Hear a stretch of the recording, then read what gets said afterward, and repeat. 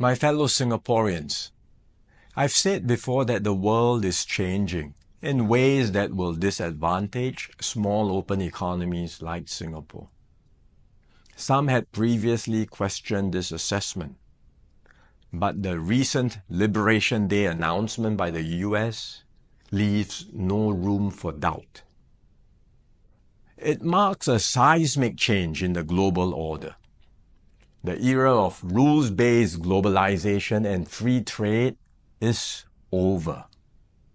We are entering a new phase, one that is more arbitrary, protectionist, and dangerous. For decades, the US was the bedrock for the free market economies of the world.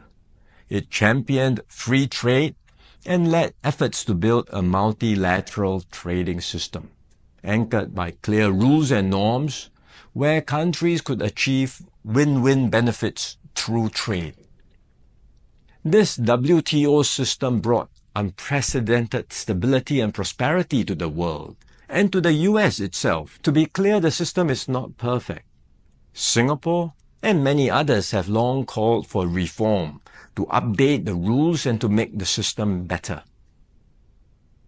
But what the US is doing now is not reform.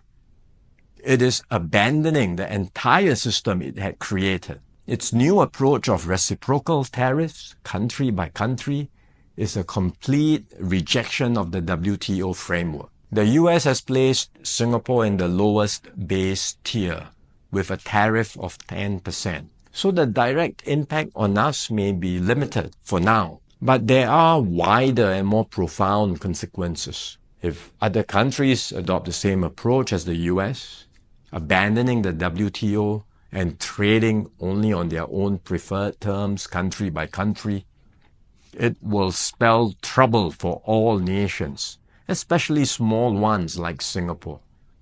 We risk being squeezed out, marginalized, and left behind. We can also expect a strong global response to America's tariffs. Singapore has decided not to impose retaliatory tariffs, but other countries may not exercise the same restraint.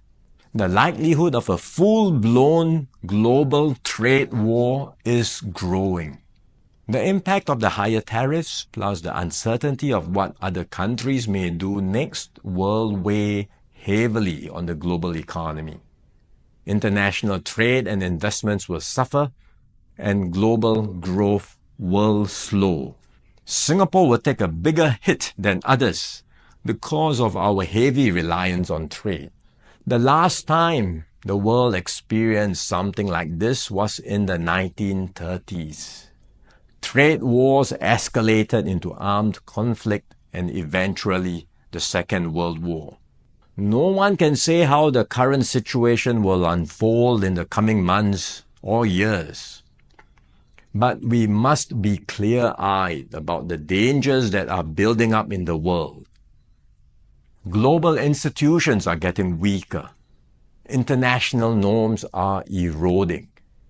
More and more countries will act based on narrow self-interest and use force or pressure to get their way. This is the harsh reality of our world today. We will stay vigilant. We will build up our capabilities. We will strengthen our network of partnerships with like-minded countries.